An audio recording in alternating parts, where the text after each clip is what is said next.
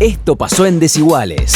Cuando hablamos de salud mental hablamos de algo que a veces es poco tangible, ¿no? Digo, no es un brazo, no es una pierna, no es una frente que se rompe luego de golpear contra una piedra. Hablamos de lo que genera la incertidumbre en nuestras cabezas, cómo nos desordenan un punto la vida y cómo las estructuras, lo que estaba dado por hecho, ya no está más dado por hecho, ya no hay nada más seguro al día de mañana. Pregúntate vos, con tu pareja, con tu familia, con tus amigos, con tus hijos, hasta con tu compañero de trabajo, ¿qué te pasó? ¿Qué no te pasó? ¿Qué te dejó de pasar en el medio de una pandemia en cuanto a lo que tiene que ver con las emociones, con el miedo, con la angustia?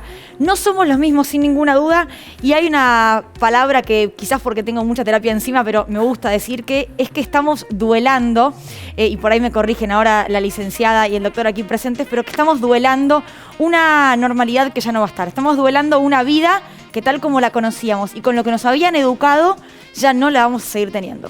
¿En qué momento estamos hoy respecto a la salud mental y la pandemia, Alicia? Si yo tuviera que definir dos palabras para este momento, para aquellos que se dan cuenta de dónde están, porque hay gente que vive como si no existiera la situación, diría un cierto agotamiento y tristeza. Desde hace 13, 14 meses se está trabajando sin parar. Parece que estaría bueno que utilicemos esta capacidad de empatizar con el personal de salud como también una inspiración para cuidarnos un poco mejor. Porque también los estaríamos ayudando a ellos y a ellas si nos cuidáramos un poco mejor. Yo creo que las respuestas frente a una situación tan extrema son diversas en las personas, ¿no? Y en algunas personas hay una diferenciación entre el temor, el miedo y el pánico. Yo diría, el temor es casi una alerta que hay que tener presente, ¿no? El miedo puede producir un desgaste importante si se mantiene de manera constante, y el pánico lleva a la parálisis o la inacción. Pero además están las personas que directamente niegan o reniegan de la situación. El miedo es una mala opción. Me diferencio de mucha gente que hablaba de la inmunidad de cagazo. Totalmente en la otra vereda yo pienso en la solidaridad de rebaño.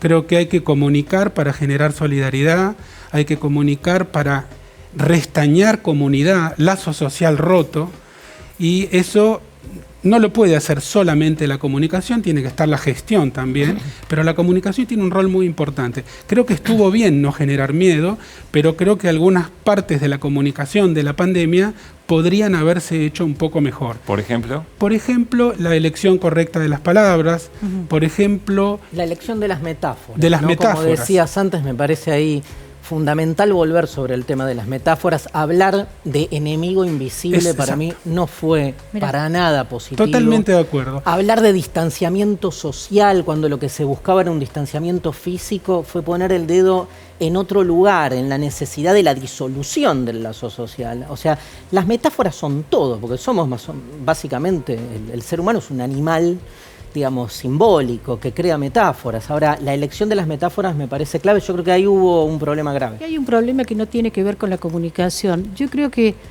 un cierto respeto por la lógica de funcionamiento democrático hacia la salud mental de la población. ¿Cómo es eso?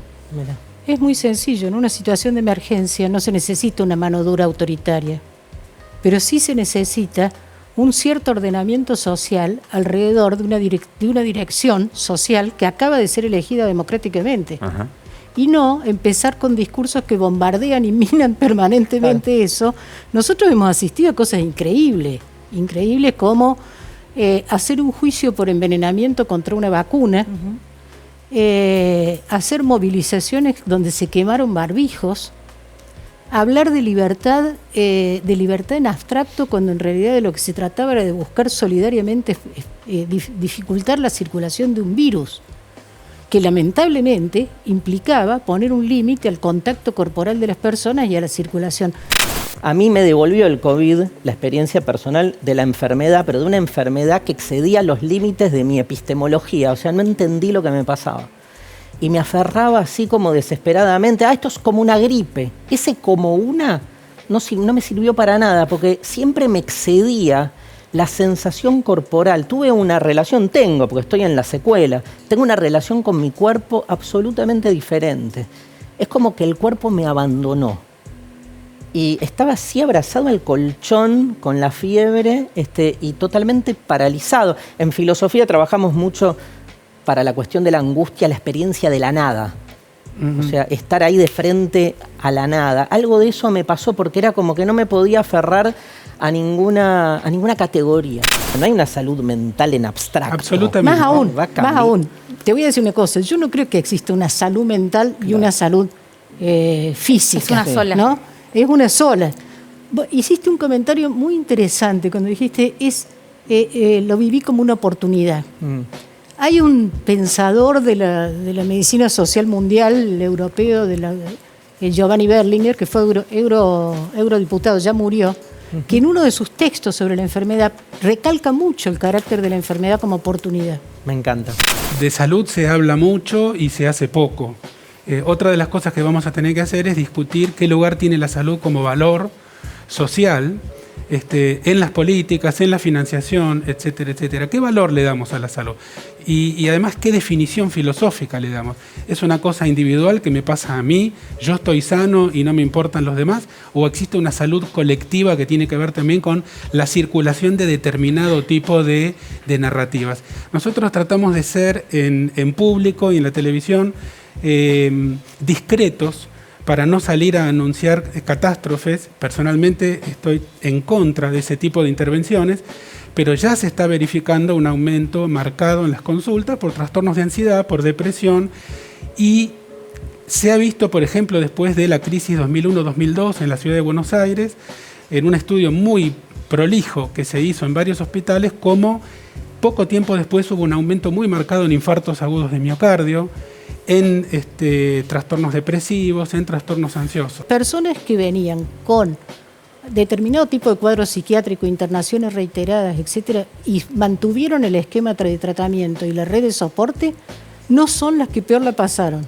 ¿La atención en salud mental, por lo menos en Argentina, es un privilegio de ciertos sectores? Mucho menor que en otros países. O sea, yo veo, nosotros tenemos, en comparación, no le digo con un país latinoamericano, Sí. en comparación con España, Sí. el acceso a servicios estatales de salud mental, dependiendo de la zona, de la provincia, del municipio, etcétera, pero es casi, le diría, es tiene más acceso que en algunos otros antes países que nos que yo he respondas conocido. Es correcto, ¿Qué? pero falta muchísimo todavía. Eso es muchísimo, cierto. muchísimo. Salud mental, de alguna manera, tiene siempre una connotación política. ¿Por qué? Porque la forma en que una sociedad se organiza, distribuye, se solidariza o no se solidariza, la propuesta de construcción subjetiva, de éxito, de aceptación o no del padecimiento, De relación con el etcétera, otro. todo eso es político. Así como cuando las mujeres decimos, ¿no es cierto?, lo privado es Lo político. personal es político, Bueno, la exacto. salud personal es político, la salud mental es política. Y de hecho, uno habla de políticas de salud mental, ¿no es cierto? Y la contracara es que dentro del campo de la salud mental, que no es homogéneo, te aparece gente diciendo que existe un síndrome del exceso de empatía.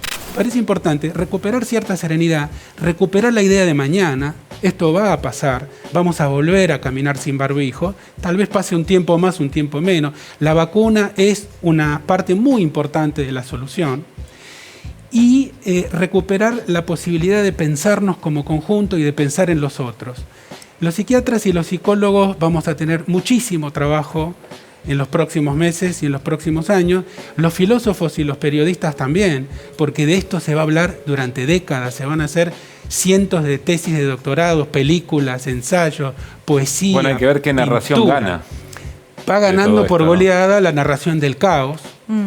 Y esa narración del caos, que no es ingenua, que obedece a ciertos intereses, que tiene emisores muy específicos en la comunicación social, también es causa del estímulo de las conductas antisolidarias. Entonces, hay un sistema que fabrica esto que estamos viendo en la pantalla. ¿Qué es la narración del caos, Santiago? La narración del caos es, por ejemplo, salir a comunicar que tal o cual vacuna no funciona. Insistiría en que los chicos, si se les da el espacio para elaborarlo, tienen mucha potencialidad para incorporar esto en su vida y esta generación va a quedar marcada con esto. Pero no necesariamente estaría todo el tiempo pensando en secuelas, enfermedades o cosas por el estilo.